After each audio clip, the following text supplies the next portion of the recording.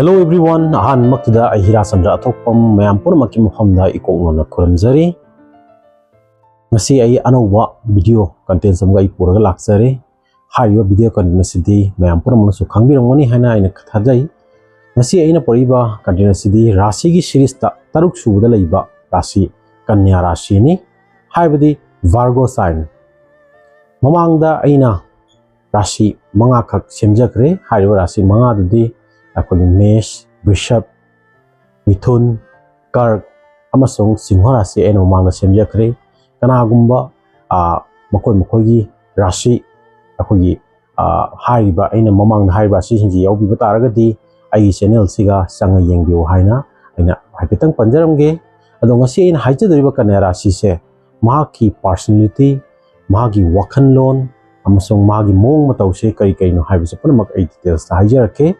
aduna ai video content se aina haudri mangda mayam phamda aina mahausa gumna aina haijabugumna kanagumba ai channel se no lakpi bataragadi ai channel se like to bibo kawbirangono subscribe to biramo amasong bell icon naliba kawbirangono haibase ahan makda mayam phamda ai thamjaramge aduna matam se laudabida aigi video aigi content se ai hauna batawjarage hena mayam phamda aina haijar ahan bada koina khangdogmindo se hariba khoi Kanya Rashi se magi ruling planet se hana khangdogmine se ko magi ruling planet se Mercury ni ko haibadi buddha graha adan haiba Mercury se mark se akogi prince of all the planet aina khangi ko prince of all the planet have se haiba akogi kari haitare mase comfort jam pamba adai luxury adai fame ko michet pamba aduga paisa dina chingba yam pamba adung boigalli adun haiba Kanya Rashi gi miyoi sing sisu ko akogi makoi se luxurious life yamna pamba miyoi sing oi aduga makoi se yamna energetic chu oi adu makoi yamna independent pamba misu oi hadi mi makhada laitabo ko adoi di loina makoi se akogi masak matau yengba chu Kanya Rashi haiba se asum phajakalle aduna akoi khoina angang ori matamda haibani es hannamanna haiba akogi wari hum leinabane masi ni pamsa se masang matau phajai ni haida soida Kanya Rashi orangoni kaina hainaba koina angang oida kya tum koina ta phangjai ko mayam chum taramone ne khangone khanjai aduna haiba kogi Mercury ne mark se rule tawbani na haiba Mercury haiba planet se mase kogi kwaidagi yang ba akogi planet ni ko fastest planet mo all the planet haiba tare ko aduna haiba kogi Kanya Rashi gi miyoi singjisu makoi se kogi kari haitare mafam amda kogi tangdu leitana leiba adu miyoi ogande hadi mahom pham honga chappa ko kari umba example aina isam chamda example am bijage mangna thabak tawba ko any kind of job ko natraga thabak tawda mana karimba fulfill oidraba ko maunda penjadraba ko maunda satisfied oidraba taragadi haiba kogi thabak khangde natraga mahom do khangde ko ma hadi thado chappa ko hadi sala resign tawba sakhiba aduguma miyoi sisum oigalle aduna karigumba makoina mafam tangdu leitana kain tawdabo oitaragasu ko haiba akogi Kanya Rashi gi miyoi singse moise management jam strong oi ko management jam haiba aduguma miyoi sing oigalle aduduna kari haitare nasagi haiba makoina mafam tangdu leitana leiba mi na oidaba taragasu makoina goal ama ko set toy ko makoina goal ama set tawse makoi ase goal se makoi focus tawraga yam serious oina focus tawraga akoi achieve tawnaba ko adugi panthungmam yawnaba ko adu mo honaba akoi ngamba adu mi su oigalle aduga makoi success su oi loina haiba khogi Kanya Rashi gi miyoi singcha moida akogi yamna afaba gunuma yawi ko makoi se management ena mangna management hai habdo haidi makoina mafam amda leina ngasai gi karimba as for example nupi ama ko nupi ama hairo tra nupa ama hairo ko hadi mark se mahom da phamna mark na magi mai wakhalon se hadi mafam mari manga da ko magi wakhan je concentrate ro loi bana ma khogi khanba haiba tare ko kana gom ni thabak to mutam da poram khotang mana yeng mai mangda liba khanba ko mai mang da lai do adu da ubangam ba ko hajigi hai ba kaina sigi myo sing ji gun je ko mahom da lai ba tar ga su magi wakhan non je ko mahom pura makta ko gi kan to bungam ba hai tare ko concentrate to bungam ba adu myo sing galle adu ga mokoi se ko gi kari hai tare thabuk thorom na ju ko adi poram khotang da haidi mo se depend to ga leite haidi ama natraga ama ko gi different ko gi angle se mokoi loina manage to bungam ba adu myo sing galle adu haina bam lai hai ba ko kaina sigi myo sing se ko gi thong thak ko si ko mokoi yam pami adu ga mokoi se haidi jamsu haigan ba adari kana gumba khoi kana rashi oi ba myo singi yumna ga sumna khoina hu koi bi ru matam de ko makhoina to ko welcome makhoina to ko management do na koi soina haidi apen ga ne haina ko si an ba i point ai thamjaram ge hai na ani suba point ta aina thamjaning mudi hai ba kana rashi myo sing sa tasengna makhoi gi life se yam ngan na makhoi se akhoi gi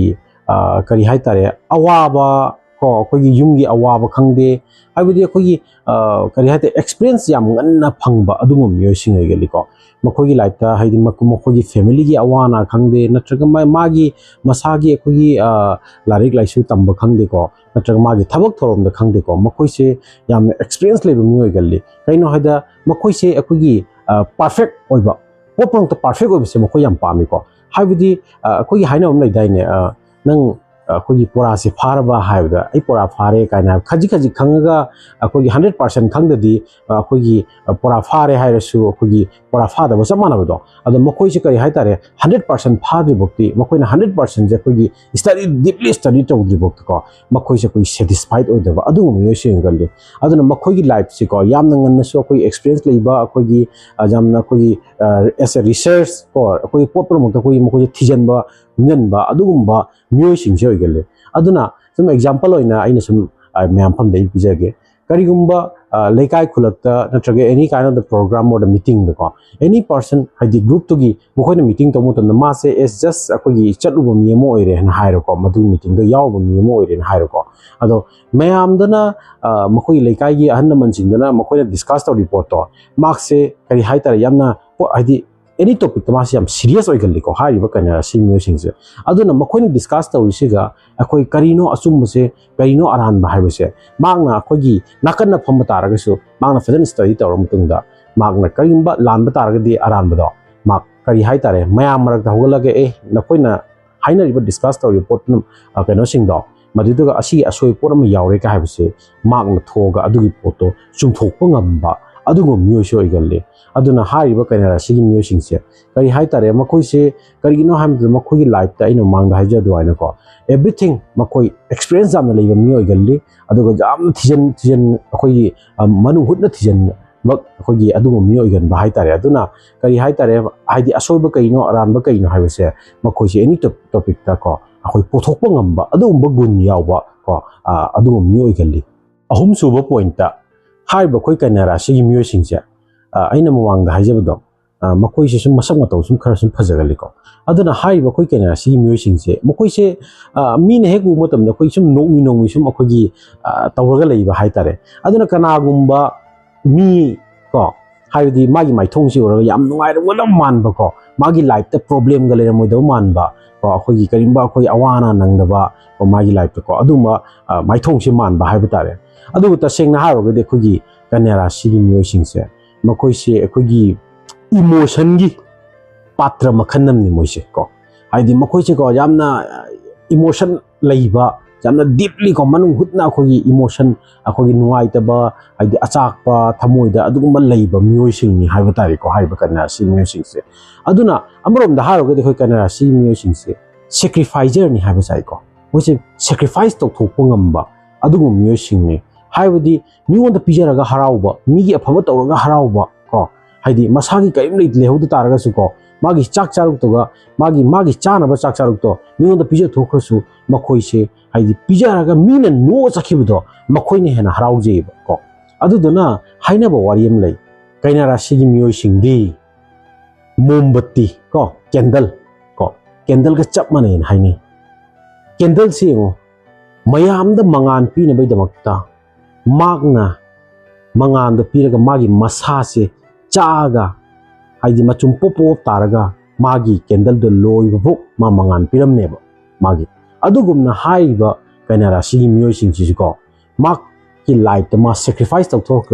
Mina Nuaraga Mina Harau Chikido Adu Magi Nuaizamini Haina Kalaga Adu Kanba Myoising Makoche Haiba Kanya Rashi Myoisings Bari Shuba Pointer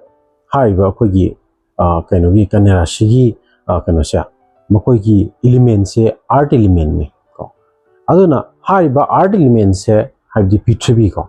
Akogi hard elements Magi quality ko Magi quality apafo quality leko Habidi Magi nature si yamna phaba ko Aduga Makoi se kanagumba miyam gasuko Akogi Chatmina bangamba loina bangamba tina bangamba Adugumba kahidi yam yang na kogi loina bangamba miyo igali Aduna Haiba Akogi Kanya Rashi miyo singsya Karingu makse mayamga yam yang na khangna sana loina ba ngamba taragasu Mana magi nomi to maithong ko Mino umutamiko Adwaina Haidi Markse Katang Yang na Kanba Taragasuko Asing with the Harrogadi Kanya Shigi Musing chair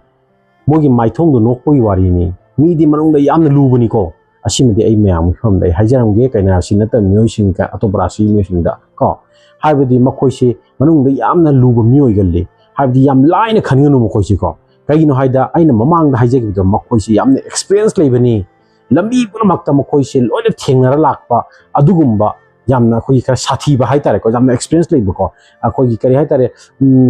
Lambi Bromki experience labor, Adugum Musing Ogali. Aduna Haiba, I declare see musing jet. In a hygienic body, Yam line a Kanbiganu, Makoi mi Yam Lubuni, and the Makoi Karino, Achumba Kaino, Alan Bahibase, Makoi Yam line a potopungamba, Minas Hazelaga Hibase, Makoi Yam line a potopa, Gamba Adugum Mugali, Kagino Haimatanda, Makoi say, Makoi rule to your planet se karma planet no mang na panjagi do Mercury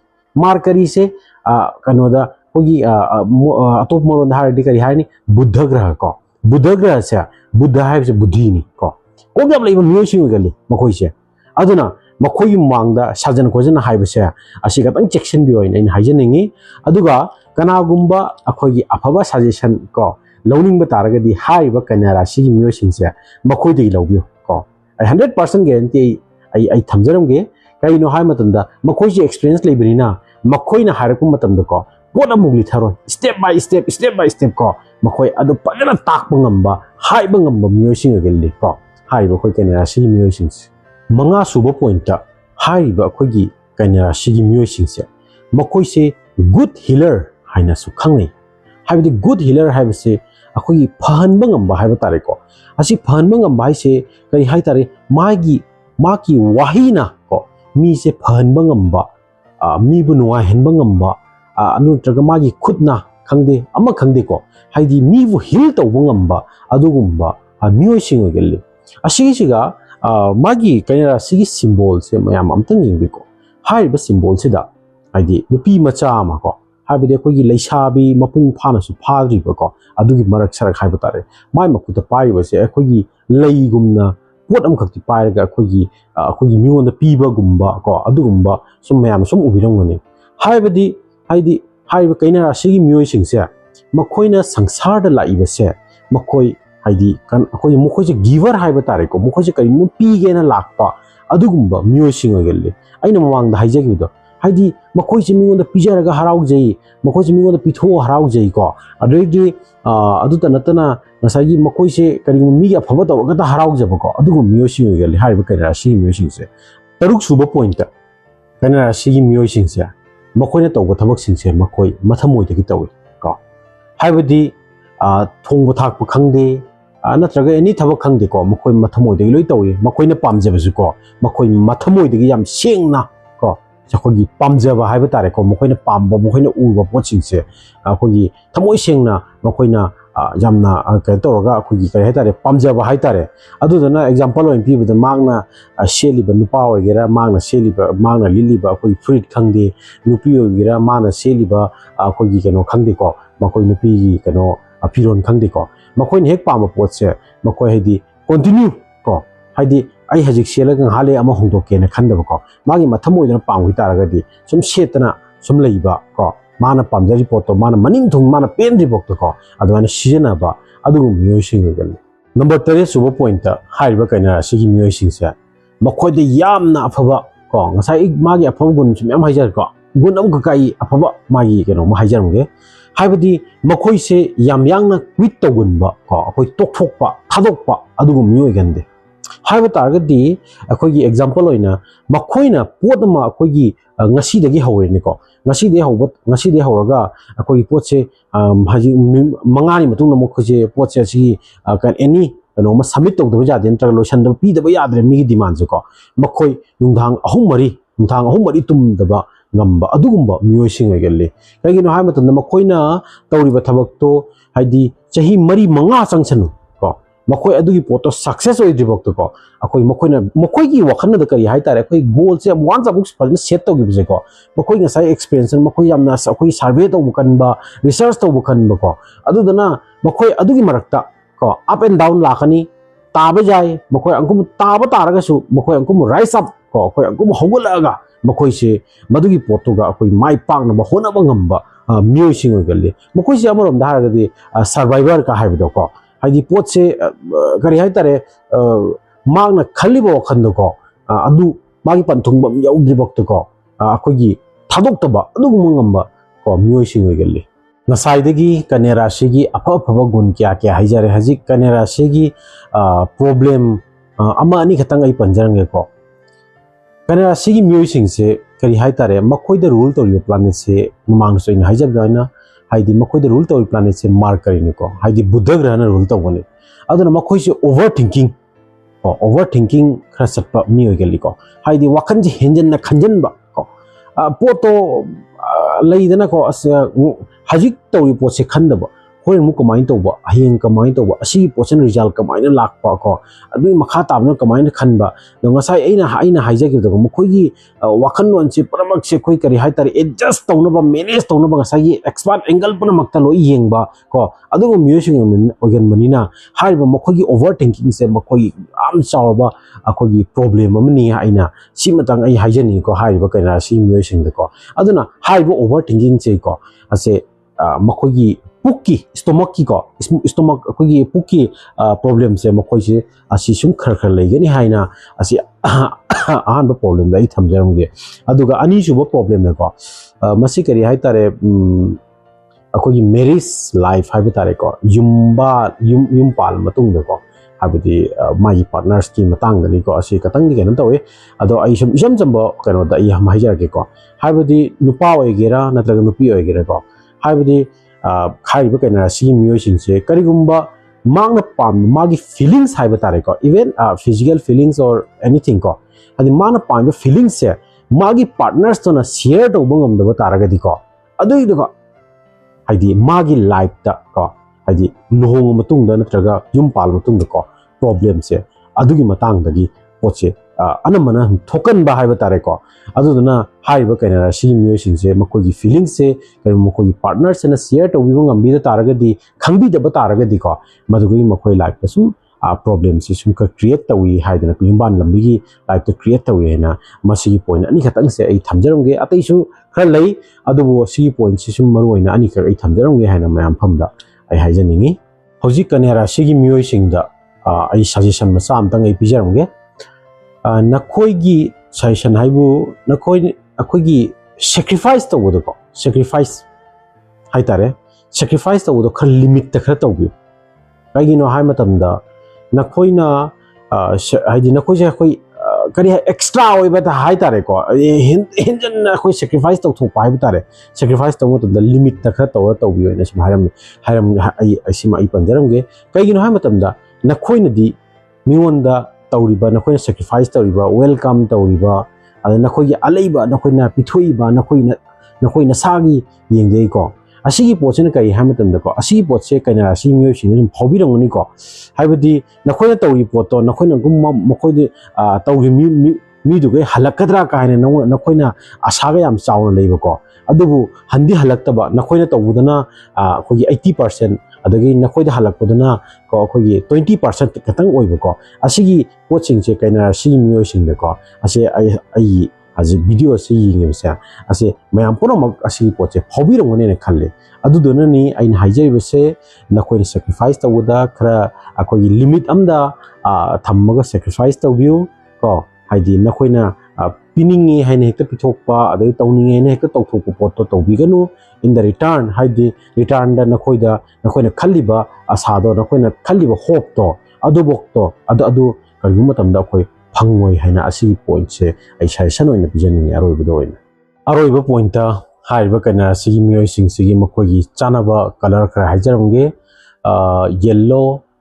white and green se nakogi sum chanai adugo nakogi chanaba kogi nung hai tare stone hai tare ko akoi chanaba se koi sapphire bombo sapphire chanai to emerald chanai adugi topaz se ko nakoi sum chanai adugo nung sibe matang sidi asi posidi karigumba stone matang se nakogi manakta leiba astrologer power astrologer ko makoida yengbiraga sibi waina akogi ai asi matang ai suggest tawjaramge aduga hajik akogi kana rashi ga khara chana ba akogi rashi sing ko ai sum hapeta hajaramge ahan bada akogi vrishik rashi dai ani suda makar rashi adai vrishab rashi amasung tak rashi se makogi sum chanai aduga akogi khara chana phatpa akogi rashi singjana makogi khara chana rashi singjana akogi singho rashi adai dhanu rashi adu kumbha rashi ko makogi khara chana ba wale haina aina sum asim da aro dai panjaramge aduna viewers sing